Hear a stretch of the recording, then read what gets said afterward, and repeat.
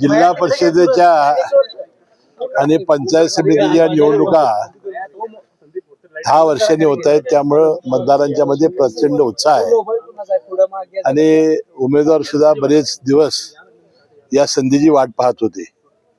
आता ही संधी या निमित्ताने आलेली आहे आणि पुन्हा एकदा लोकांचं जे लोकशाही आहे ते आता जिल्हा परिषदेमध्ये सुरू होणार आहे. अजितदादांच्या निधनानंतरची ही निवडणूक काय वाटते? राष्ट्रवादीला चांगला प्रतिसाद मिळेल? नाही, राष्ट्रवादी काँग्रेस पक्ष ही पहिल्यापासून पश्चिम महाराष्ट्रामध्ये चांगल्या पद्धतीची विस्तारलेली आहे आणि अजितदादांच्या जाण्यानं फार चटका सगळ्या मतदारांना, सगळ्या कार्यकर्त्यांना बसलेला आहे.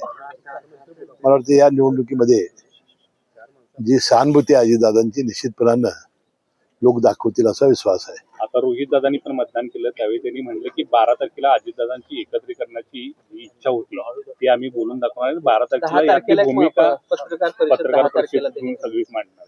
ठीक आहे ना, त्याने आता भूमिका त्यांची काय आहे आम्हाला माहिती नाही. फक्त आमचं मत होतं की जे विलिनीकरणाबद्दल चर्चा हे करतायत म्हणजे राष्ट्रवादी साहेबांचा गट, त्या चर्चेमध्ये अजितदादा होते, आम्ही कोणी प्रमुख माणसं नव्हती, एवढा आमचा दावा आहे. आणि आता समजा सुनेत्रा वहिनी यांनी सगळे कुटुंबीय तर त्या जर मताचे असतील, राष्ट्रवादी सगळे नेते जर त्या मताचे असतील तर त्यामध्ये काही अडचण यायची आवश्यकता नाही. अजितदादांच्या निधनानंतर ह्या ज्या चर्चा झाल्या त्या चर्चेनंतर तुमच्याशी काही बोलणं, म्हणजे राष्ट्रवादीचे जे आमदार मंत्री आहेत त्यांच्याशी या संदर्भातले काही बोलणं? काही नाही, त्या दिवशी फक्त सुनेत्रा वहिनींच्या शपथविधीसाठी आपली बैठक झाली. तशी बोलण्यासारखी परिस्थिती नव्हती, कारण सगळेजण प्रचंड एक दुःखाच्या ह्याच्यामध्ये होते.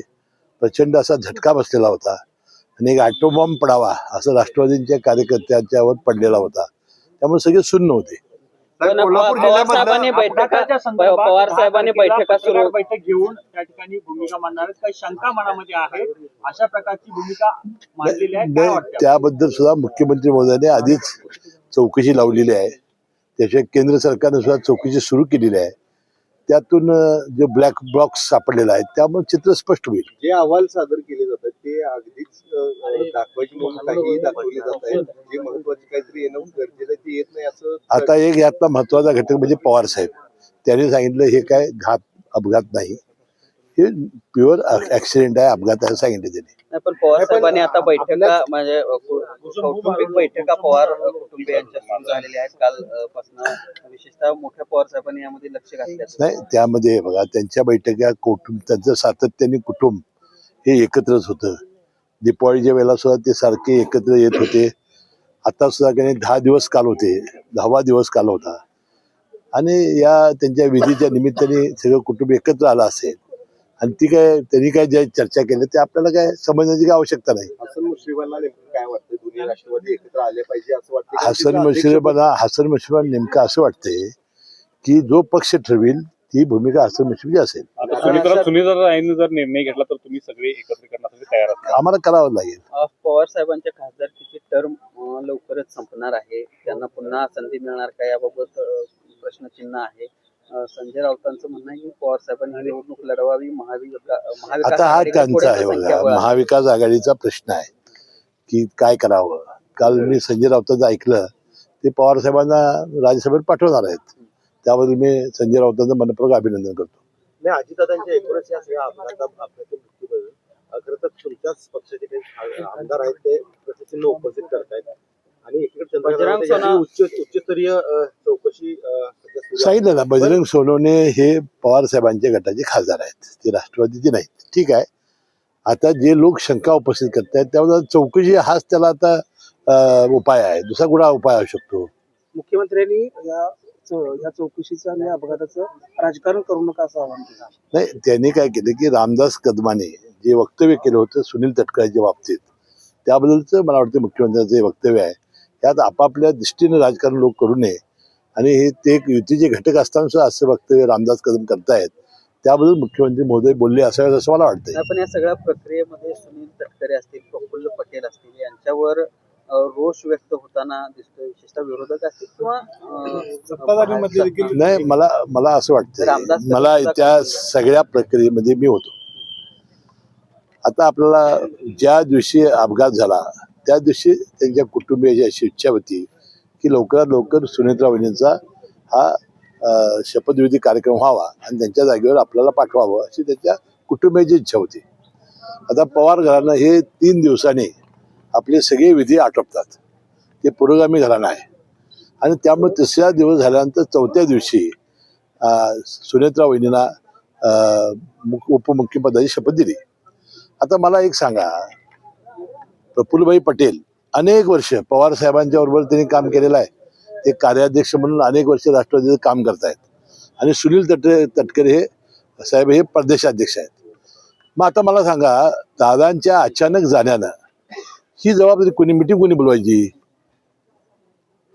मिटिंग कोणी बोलवायची तुम्ही सांगा ना. पण ही जर विधिमंडळाची मिटिंग आहे तर कोणी बोलवायची, कोणी ते सांगा ना.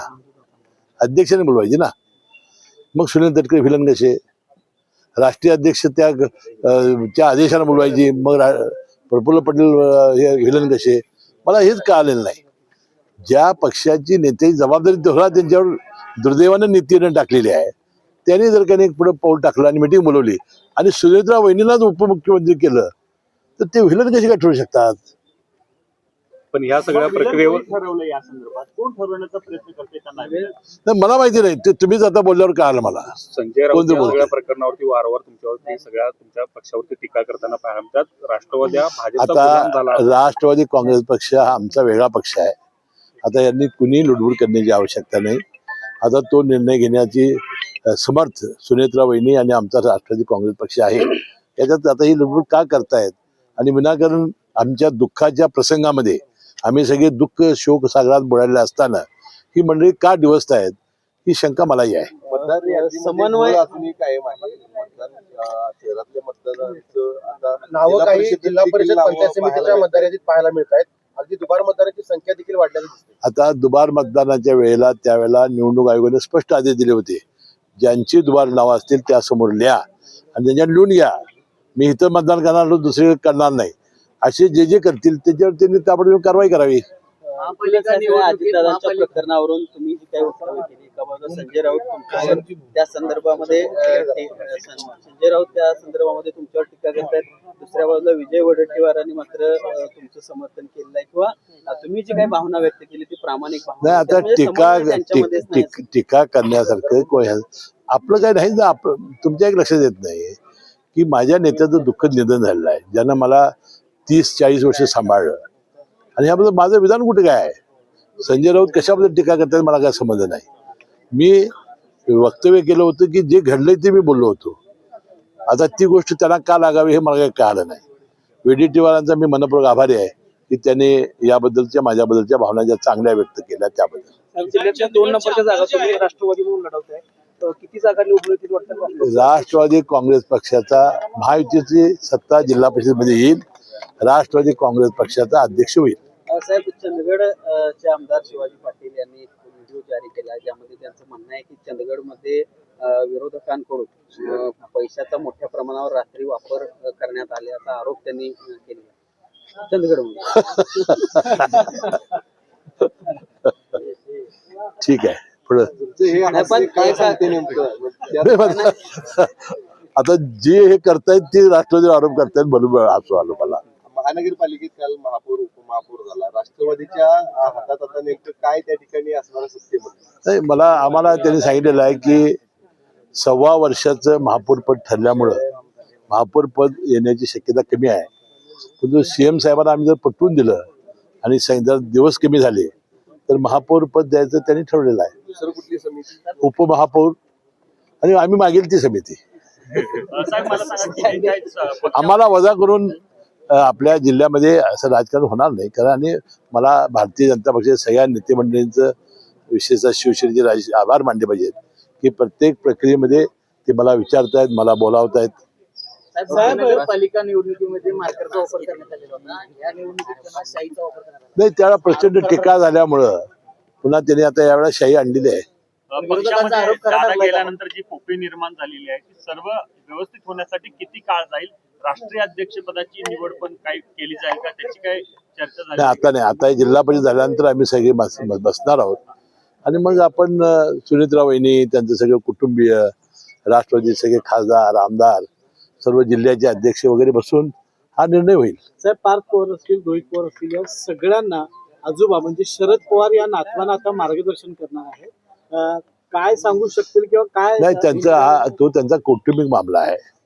आज तरी कागदावर आम्ही दोन पक्ष वेगवेगळे. अशाच ताज्या अपडेटसाठी महासत्ता न्यूजला सबस्क्राईब करा.